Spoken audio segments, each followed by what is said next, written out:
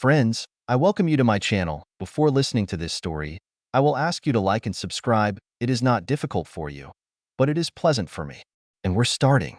When I was in Las Vegas for my 18th birthday, right after graduating from high school, I, Carl Watson, lost my virginity to a call girl that my older brother Ben paid for. Ben is 6 years older than me and was married to his college friend Samantha, and he wasn't in the least bit interested in cheating. But he coaxed my virginity out of me and said there was no way his little brother would go to college as a virgin. Fortunately, Samantha's family is rich. Besides, Ben is a really smart guy and a hard worker, and he has a good job at Samantha's father's company. Ben is like a son to Samantha's father because her father, Jack, thought Ben was the best thing that ever happened to Samantha. Samantha was an unruly and troubled 20-year-old, but Ben tamed her like a wild Mustang master jockey.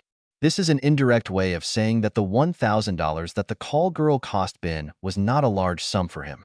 Cherry made a phone call, and soon after, her friend with the stage name Bullet appeared in our room. What happened next is forever etched in my memory. When I returned home, this wonderful Cherry Bullet event seemed to be spinning in my head almost every day. I finally got rid of my obsession when, a year later, I convinced myself that thinking about it turned me into a pervert, and I was able to put it out of my head for 10 years. I followed Ben's example, and after graduating from college, I married my college sweetheart Lisbeth. Despite the age difference like Ben and me, Samantha and Lisbeth have a 6-year difference. Samantha and Lisbeth have become best friends. I also got a job at a company with 1,500 employees, where Ben was now vice president and Jack, Samantha's father, was CEO and the largest shareholder. I had 3 other job offers that I declined in order to accept this offer, mainly because Samantha, including flirting, and Ben, including playfully threatening, begged me for it and agreed to pay for the lavish reception that Lisbeth gave when we got married, because Lisbeth's family was unable to afford it. To understand my story, you need to know a little more about Samantha and Lisbeth. First of all, I should point out that when Ben first introduced me to Samantha when I was 16, I fell in love with her. She certainly noticed it and never did anything to reject it. I convinced myself that I had finally overcome my infatuation when I started dating and making love in college. Subsequent events have called this into question. Going back to Lisbeth and Samantha, neither of them has the face or height to be a model. Rather, both have the deceptive appearance of a neighbor. I say deceptive because their healthy appearance contradicts what lies behind it. Both are smart, strong-willed, and brave, with lively characters. Although Samantha had a more scandalous youth than Lisbeth, it wasn't much worse, and Lisbeth's middle-class parents were probably as impressed with my domestication of their child as Samantha's father was with Samantha's domestication of Ben. Both women are usually cheerful, but when provoked enough, they display a temperament that is not inferior to that of any other person I have ever met. Despite the fact that they have different hair color and hairstyles, eye color, nose shape, and general appearance, what unites Lisbeth and Samantha, in addition to the mysterious it factor, they are graceful bodies with first-class asses and hips. In fact, several of my friends, and even my mom, have pointed out that Lisbeth and Samantha look alike. Given the differences noted above, I didn't understand this assessment until one day they both turned out to be in bikinis and walked in front of me in sun hats. I swear, from the back, if you didn't see the color of their hair, they looked like identical twins. Finally, Lisbeth is a tigress in bed, and from what Ben told me before this story began, Samantha is also a tigress. He usually keeps his mouth shut about things like this, but the only time I saw him drunk, he told me again, at least before this story began, that she was too hot to handle her lovingly. I have to say that our 6th anniversary was approaching, and I was really happy in my marriage with Lisbeth. It was an honor for both of us to be perceived as imitators of Ben and Samantha's marriage, as they seemed like the perfect couple. Ben and Samantha's anniversary was celebrated a week after mine and Lisbeth's. We've been married for 6 years. They've been married for 12, and we were planning an anniversary celebration together. We were going to go to Aruba together for a week to have fun and relax in the sun. Ben and Samantha's 2 children had to split time between 2 pairs of grandparents, and Lisbeth and I began planning the birth of our first child in earnest. Samantha and Lisbeth were extremely excited about planning a trip to Aruba. They put a lot of time, effort, energy, and emotions into it, much more than in any other event they have ever participated in. All this led to a wonderful time. And then everything went to hell. 2 days before the start of the trip to Aruba, there was an accident at the main factory of the company where Ben and I worked, and which was run by Samantha's father, Jack. It was a factory that Ben was responsible for overseeing and was the most knowledgeable person in the company, and it used problematic equipment that I, as an electronics engineer, was most familiar with. This meant that the two of us had to drop everything and go to the factory together with a team of 5 people. Although our tickets and part of the hotel cost were non-refundable, Ben and I both insisted on rescheduling the trip by a week. The wives didn't like it. They, individually and collectively, became enraged. It was the biggest rage I've ever seen from Lisbeth, and she was terribly angry, because it was more of an outburst of anger than an object-throwing tantrum, only time in our married life when she completely went off the rails. Lisbeth even refused to say goodbye when I left, and made it clear that she and Samantha were leaving regardless of what Ben and I would do. Ben told me about Samantha's almost identical attack. It really didn't suit either Ben or me, but we had a lot of work to do. 4 days in a row, 18 to 20 hours a day, we tried to avoid a complete disaster at the factory. While working on the problems at the factory, Ben and I unsuccessfully tried to get through to Lisbeth and Samantha's mobile phones, which we specially upgraded so that they could receive calls domestically and make calls from Aruba several times a day. No one answered our calls, and voice messages asking us to call back were never heard. Fortunately, after the 4-day marathon, everything was fine with us, and by adding an additional shift, we were able to deliver all the plant's products to all our customers on time. Jack and the board of directors were extremely grateful to Ben and me for our hard work, and Jack was concerned that Samantha was also not answering the calls that he and Marge, Samantha's mother, were making on her cell phone. That's why he allowed Learjet 70 to take us to Aruba. Ben and I packed all the necessary clothes, met at the airport, and slept as well as we could. However, the flight was hectic, and we arrived in Aruba around 10 p.m., tired, exhausted, and annoyed. We knew that the women had booked a 2-bedroom suite connected to a shared living room and a bar. When we presented our passports to the receptionist and asked for the room keys, an expression appeared on her face that can only be described as surprise. I need to consult with the manager, she muttered and then disappeared. The manager seemed to want to give us another room for the night, but we weren't in the mood to hear nasty things from anyone. We've paid for the room we booked, and you'll give us the keys to this room, or you'll have to pay dearly, including that I'll call your corporate office right now, Ben thundered, looking down at the manager. I think now I need to tell you something that was inappropriate before, but was probably necessary to make the next part of the story believable. Both Ben and I are big, tough, aggressive, single-minded guys. Although neither of us was interested in sports in college, in high school we both started in football. Ben is a defender, I am a tight end, and became champions of the wrestling conference in high school. Ben was a heavyweight, maximum weight 130 kilograms, and I competed in the 100-kilogram weight class. We are both still in great physical shape. Ben weighs about 110 kilograms, and I weigh about 105, and we both have only 14% body fat, the lowest level of physical fitness for men. As we rode up in the elevator, finally getting the keys, I asked Ben, "What the hell was that?" "I don't understand a damn thing, but something's not right here," he growled back at me. We were both in no mood to be fooled. When I opened the door to the living room, at first I did not understand what I was looking at, and then a cold rage seized me. Men's clothes were scattered everywhere. We heard, "Yes, use me," and other sounds of love coming from one of the bedrooms. Disbelieving our eyes and ears, we headed for the noisy bedroom. "Don't make any noise until we figure out what the hell is going on," I whispered to Ben, who seemed to be in a cold rage superior to mine, but he nodded his head in agreement. Samantha and Lisbeth's eyes widened.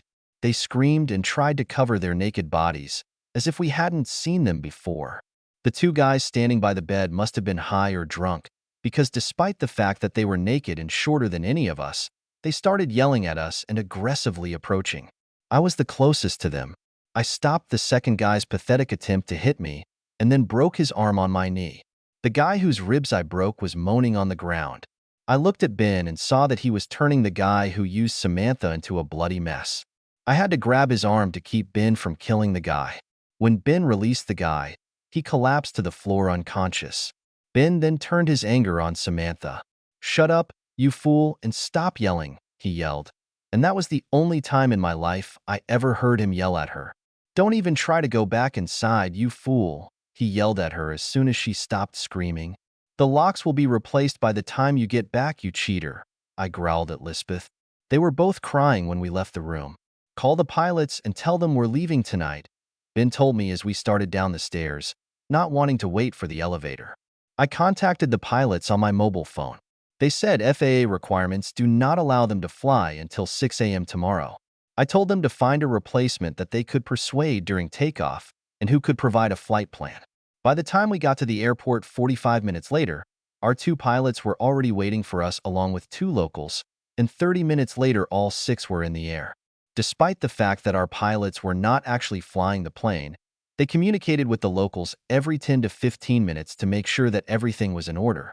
Ben and I didn't say anything to the pilots, and they didn't ask anything.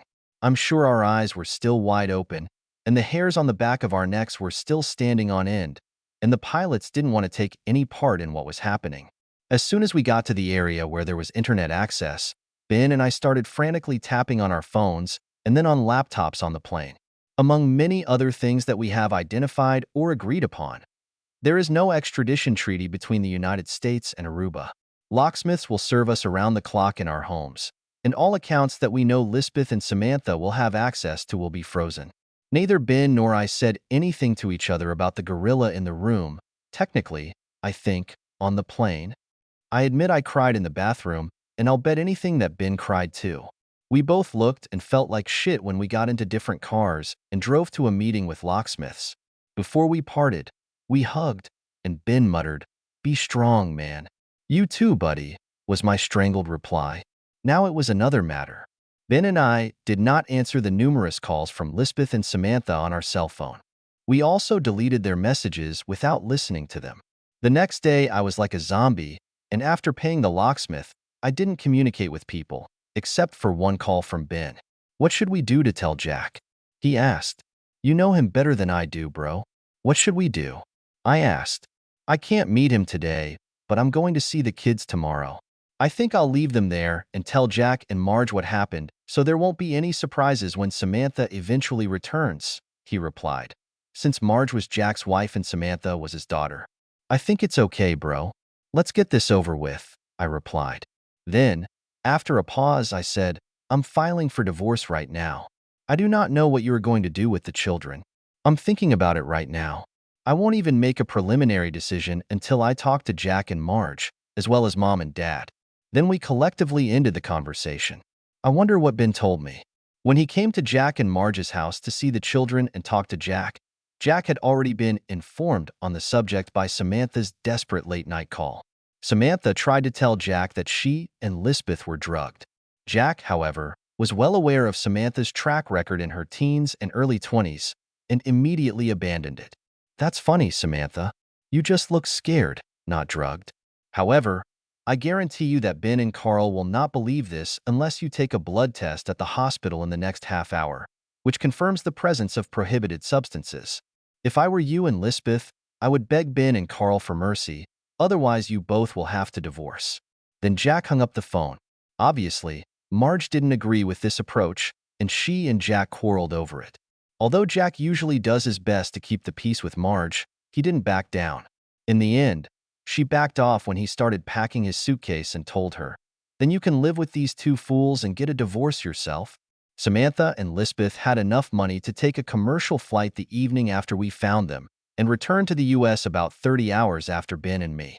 Of course, they were disappointed by the inability to get into their homes, but they were able to persuade the vice president of the company, Jack, who was responsible for 2 apartments owned by the company, to allow them to temporarily use one of them. Of course, the vice president informed Jack about this situation, and Jack told Ben and me in person. "I do not know what you two are up to," Jack told us grimly, "but I will support you too, not Samantha and Lisbeth. However, don't expect the same cooperation from Marge." We thanked him warmly.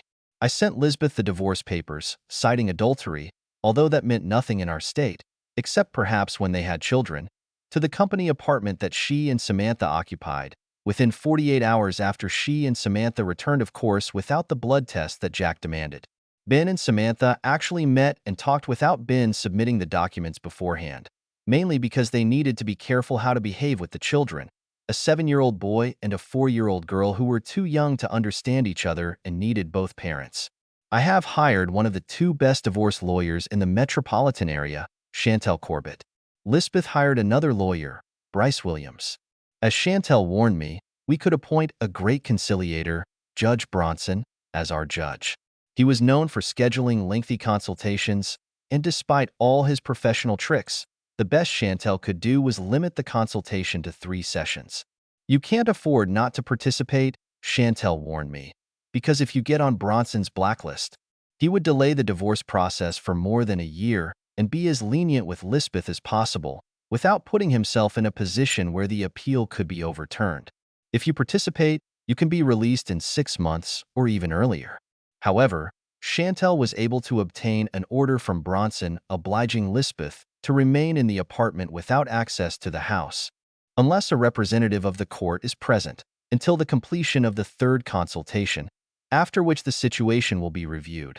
In addition, Chantel persuaded the judge to assign Lisbeth a sexually transmitted disease test as a prerequisite before the first counseling session. So, just a month after I caught Lisbeth, I was sitting in the office of Mary Stearns, a certified marriage counselor and doctor of psychology. Since the consultation order did not specify any clothing requirements, I came in jeans and a t-shirt, with 2 days of stubble. Of course, Lisbeth was dressed stunningly, as if I didn't know yet that she was extremely beautiful. She was confused and, I think, even shed tears when I refused to wait with her in Dr. Stearns' waiting room and stood in the hallway until Stearns was ready to see us. Stearns didn't say anything about my appearance when she greeted us. After 2 minutes of chatter, in which I tried my best not to participate, she got straight to the point. "I've read Carl's petition for divorce and Lisbeth's official response," she began. Then, looking first at me, then at Lisbeth, she continued. "It seems that there is really only one big problem that needs to be dealt with, but before we get to that, I would like to hear from each of you why you were initially attracted to each other and what your relationship was on the 20th of last month, 3 days before Lisbeth left and Samantha's in Aruba." That was followed by 20 minutes of Lisbeth's cheerful chatter and only 2 minutes of direct, honest statements from me. In conclusion, looking at Lisbeth for the first time, I said, "I've always believed that loyalty is extremely important, and I made that clear to Lisbeth at the time we got engaged and in several discussions over the past 6 years. I will not tolerate infidelity, period." It was a turning point for me, despite how I might have felt about Lisbeth before the 27th. Of course, the 27th was a fateful night. Stearns then asked if Lisbeth had ever told me about what led up to that night, and I answered briefly, "I've refused to talk to her since that night. I'm not sure what her story might have to do with it, and I'd rather not listen to her right now, but I'm a prisoner here, so if you're demanding that she tell me, I think I'll have to listen. But I'm warning you, if she says anything outrageous, I'll call it bullshit, regardless of whether it's my turn to speak or not." Stearns gently chastised me, but then asked Lisbeth to tell her story. Lisbeth began by telling me how terrible she felt when Ben and I dodged the trip she had spent so much emotional energy planning. I was going to call it nonsense, but Stearns did it for me, but in a much more friendly manner. It follows from the petition that a 3 or 4-day delay was inevitable if Ben and Carl wanted to do their job. I know that now, but then I thought they might not show up at all, and I lost my temper. Now I know it was an overreaction, but I was in a terrible mood, perhaps because Carl never appreciated the effort I put into making this trip. A wonderful celebration of our anniversary. I didn't need to call it bullshit, because it was her feelings that she was expressing. Then she talked about how she found herself lying on her back in a room with 4 naked guys, when they talked about drinking too much and being overly influenced by Samantha, who was a bad influence on her, to which I could not really answer. But when she said, "I feel like we may have been drugged with illegal substances," I unequivocally called it bullshit. I probably interrupted her with more acrimony than I should have. "That's bullshit, and you know it." When Samantha called her dad and woke him up in the middle of the night, it wasn't even an hour after we left. "He told you unequivocally that if you want anyone to believe this nonsense, then you need to take a blood test at the hospital within an hour, and I've never seen him. So this is bullshit." She and I exchanged sobs on her part and anger on mine. and Stearns tried unsuccessfully to calm us both down until Lisbeth said, "You know, you really hurt Simon, Bill, Sherman, and Pete. You sent them to the hospital." She realized too late that she shouldn't have humanized her love buddies or memorized their names. I laughed sarcastically and said, "Damn bad. What did you expect? You know how Ben and I are. Despite how kind and respectful we are to women, no man would ever dare mess with us, let alone use our wives. They are lucky to be alive." With that, I got up and got ready to leave. Stearns stopped me with a voice that said her name, harsh. "Carl, you need to sit down. You know perfectly well that if I tell Judge Bronson that you ran away from the first meeting, everything will turn out badly for you. Sit for 3 minutes and only 3 minutes in the waiting room to calm down, and then knock and come back." She sounded like my high school English teacher, so I did as she said. There is no point in boring those who are reading this with further details of the 3 mandatory consultations, and I do not want to relive them. I will say that Stearns was good, although no one could ever convince me to give up continuing, including by offering to enter into a prenuptial agreement with extremely severe sanctions if Lisbeth cheats again or if I ever cheat. However, completing sessions is important. 5 minutes before the end of the last session, a crying Lisbeth literally crawled up to me and sobbed, "I'll do whatever you want. Anything if we can be together again." The human mind is a funny thing. Suddenly, something changed in these circumstances. I do not know if it was tactile, auditory, visual, olfactory, some combination of these factors, or something completely different, but for the first time in more than 9 years, my experience with Cherry and Bullet came back to me. After I sat stunned for 30 seconds with Lisbeth hanging on my lap and Stearns trying to talk to her, I said loudly, "Okay, let's figure it out." Lisbeth glanced at me quickly, and Stearns fell silent. For the first time since the 27th of last month, I really touched Lisbeth. I gently but purposefully grabbed her by the shoulders, looked into her eyes, and said, "You will do anything as long as it is legal and does not cause physical harm to you or any other person. Is that what you're saying?" She was silent for a while. At least for a while she stopped sobbing, and then she said, "Yes. I'll make a deal with you. If you eventually agree to what I'm offering, something that won't take more than an hour, that won't be watched by more than 4 people, that will be completely legal and no one will get hurt, and if it can be arranged in another way, I'll agree to withdraw divorce papers at this time, provided that we complete the post-nuptial agreement previously proposed by Dr. Stearns.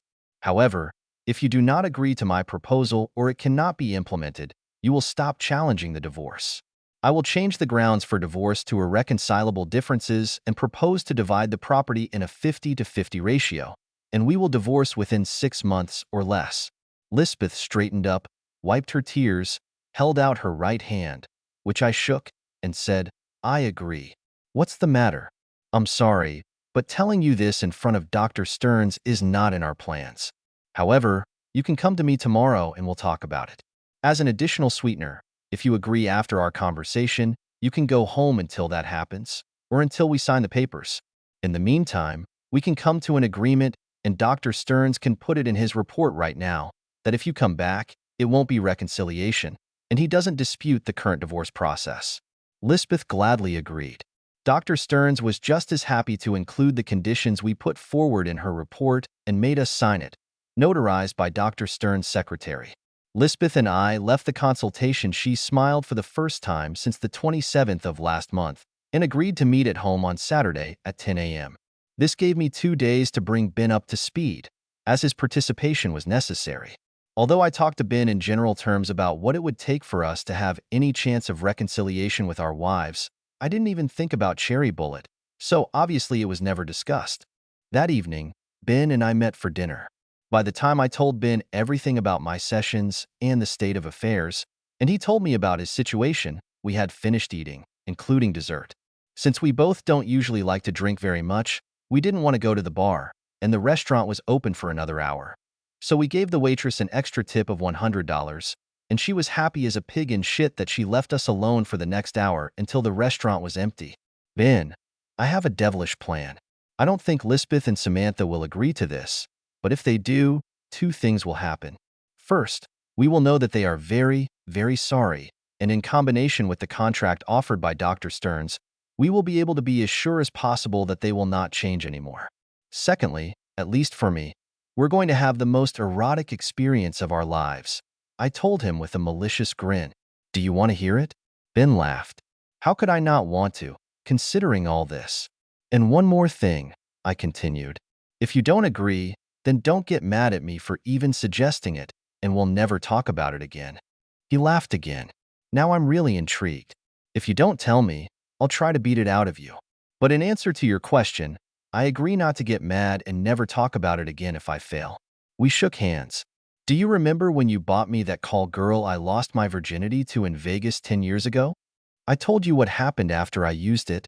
I told the whole story again and what I wanted now. Ben sat stunned for at least 5 minutes. I sat with my arms crossed over my chest and didn't say a word. His eyes glazed over, staring at me intently, then closed.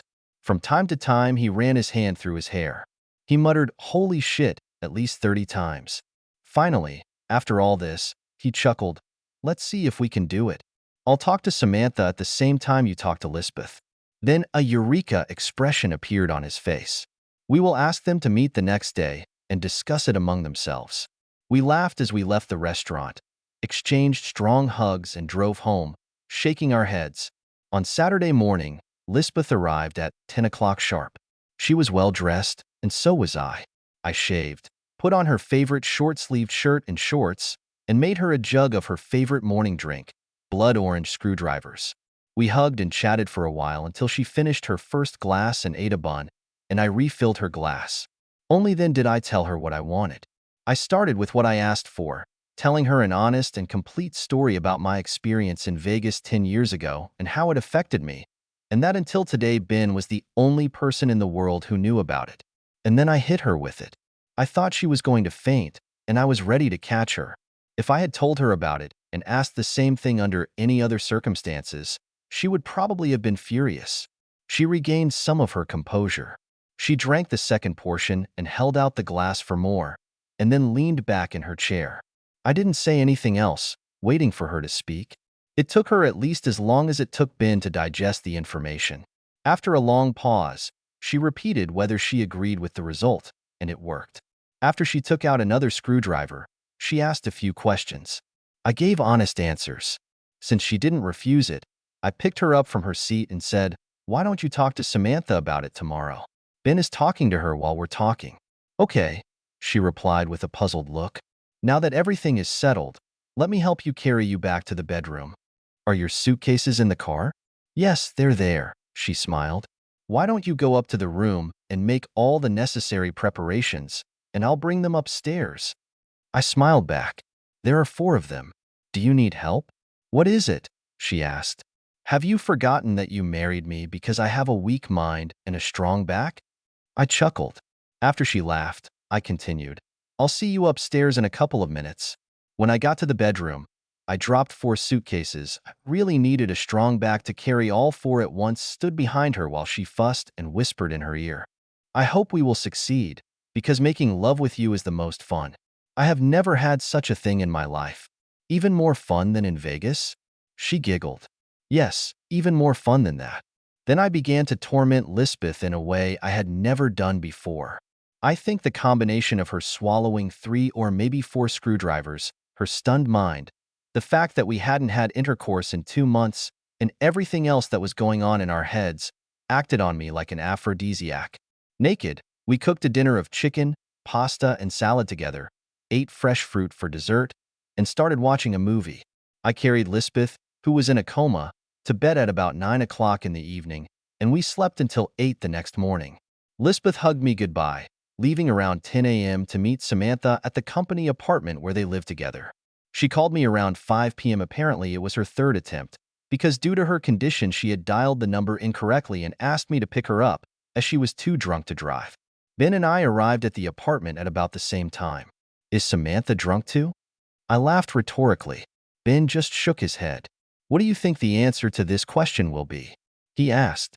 Judging by Lisbeth's melodious voice when she called, and Samantha's giggling in the background, "I think it's a yes," I chuckled. We were greeted by 2 very satisfied drunks. All their words were slurred. I won't try to repeat the exact language by quoting them, but the meaning was clear. "You're a real pervert, Carl," Lisbeth giggled, snuggling up to me. However, as long as Samantha and I can get drunk ahead of time, we're in the game. You really have a sick mind, Carl, Samantha said when she bumped into me and, for the first time in her life, really kissed me on the lips and grabbed my crotch, causing an instant boner. Of course, this and everything else they said until we could literally carry them to our cars to take them home was meaningless and unintelligible. By the time we got home, she had lost consciousness. I took her to bed, undressed her, covered her with a blanket, and went to cook dinner for myself. According to our plan, late Saturday afternoon, a week after Ben and I had outlined my plan to Lisbeth and Samantha, Ben and Samantha arrived at our house. Lisbeth had already drunk 4 glasses to gain courage. Samantha, on the other hand, was completely sober, with a sly smile on her face. Samantha was obviously driving, as Ben looked like he'd had as much to drink as Lisbeth had at her own expense. The 4 of us went to our den, in the center of which I laid a huge mattress covered with pillows and a silk sheet. Decorative lighting was installed around the perimeter of the den. In the end, Samantha lay back on the mattress with a satisfied smile on her face. I tried my best to remain vigilant and succeeded in doing so. However, I decided that I really needed to sleep, and I couldn't leave these 3 in this state. So the first thing I did was pick Lisbeth up in my arms, carry her to our bed, and cover her with a blanket. Then I covered Ben with a sheet and a blanket. There was no way I could take his 110 kilograms of dead weight with me, and made sure he was breathing normally, and he was. I took a quick shower and then climbed into my double bed with Lisbeth. "Have you finished yet, assholes?" Lisbeth asked sarcastically, getting out from under the covers and rushing into the bathroom to take a shower. I was speechless. Have I always wanted to use it? Yes, it was, but then I decided not to answer this question. You know I have to tell Ben, and you may have ruined 2 marriages. Ben and I are already done. You have to tell Lisbeth that I had nothing to do with this, I begged. Please get out before Lisbeth finishes taking a shower, I grumbled. You're not interesting, she chuckled, and then got out of bed and headed to the bathroom, where Lisbeth was taking a shower, making me wonder what else was in her evil little head. Samantha told me the truth that she and Ben had already decided to break up, and although he called her a sick fool, when I told him in front of Samantha and Lisbeth that she had made love to me right next to Lisbeth, he just shrugged and didn't get mad at me. Lisbeth, on the other hand, was not inclined to reconciliation. Lisbeth and I spent another couple of weeks trying to figure out if we could save something in our marriage, but we came to the mutual conclusion that we would not succeed. Fortunately, we had not yet finalized the prenuptial agreement proposed by Dr. Stearns, so I simply replaced the grounds with irreconcilable differences, and thanks to Lisbeth's full cooperation and increased pressure from both lawyers, the divorce was finalized in record time. 2 months after we submitted it, Lisbeth and I sold our house before the ink was dry on the divorce decision, divided or gave away our furniture, and divided up all our possessions. I even agreed to pay her a one-time maintenance payment of $100,000, even though she had a good job. I was sitting in my furnished rented apartment on a Thursday evening the week our divorce was finalized, and I felt like shit when I got a call on my cell phone. The caller ID read Samantha. "How are you, Samantha?" I asked in an indifferent tone when I picked up the phone. "Is that the way to greet the woman of your dreams?" She giggled. "Are you like that?" I remained unperturbed. "Hell, yes," she blurted back. "This is the reason for my call. Ben will have the kids from Friday night until Monday morning, and I thought I could help you deal with your illness after the divorce." "Are you kidding me?" I asked, completely confused. "Hell, no. You know you like me, and I really enjoyed using you after your little experience with DD," she replied quickly. In fact, even though I blamed her for driving the first and last nails into the coffin of my marriage, I had to admit that I really liked how incredibly beautiful she was in the evening and at night during my little experience in the field of love without commitment, as she euphemistically called it. After a long pause, I asked, "Don't you think Ben would freak out if he found out?" I really couldn't believe I was actually considering this. Call him and ask him. I just talked to him and said I was going to call you. He had no problem with that. I think his pleasant response was, "If he's stupid enough to have anything to do with you, that's his problem," she laughed back. I shook my head, cursing myself as I called Ben on his cell phone. His greeting when he answered the phone was like this: "Yes, this fool really called me, And if you were stupid enough to get carried away with her, not only will it not hurt me, but I would be happy to bring her to the point where I never have to see her again, except when I choose it myself. Do you really think so? I asked. Hell yeah, he chuckled. If this causes any problems between us, I began. He cut me off. We're a family, man. It won't affect our relationship in any way. Of course, I'll think you're dumb, but by now I've probably already done that. So that's all right, he laughed. Okay, now I have to figure out if I'm really that dumb. I sighed and hung up. Yes, I was really that dumb. That weekend, Samantha obviously had the goal of either blowing my brains out or boring me to death. She was close to success on both counts. When I moved in with her 2 months later, Ben, Jack, Marge, Samantha, and Ben's 2 children, as well as my mom and dad, were thrilled. They thought it would make it easier for everyone to keep in touch with their family. Despite the fact that Jack and my father were on the program, each independently asked me if I was crazy. However, I guess I'm not the only one who screwed up. Lisbeth is inexplicably still friends with Samantha. Unfortunately, by the time Jack and my dad asked me if I was crazy, Samantha was already so in control of my little head that my big head was just following her instructions. At least I had the sense after Ben made it clear that he would beat me half to death if I didn't sign a prenuptial agreement with Samantha that would be as tough as possible if she ever cheated. Samantha and I have been married for a year now. She is 6 months pregnant, and yes, I did do a DNA test in the womb, and this is my little girl. And although we had to change some poses, I get more love than any other. For the only time in my life. Hell, maybe she even loves me and I love her. But she's really not herself. After 2 moments with me and 6 with her last night, when she snuggled up to me, she giggled. You know, a few months after Allison was born, she had already chosen a name for our baby. If you want to experience DD again, let me know.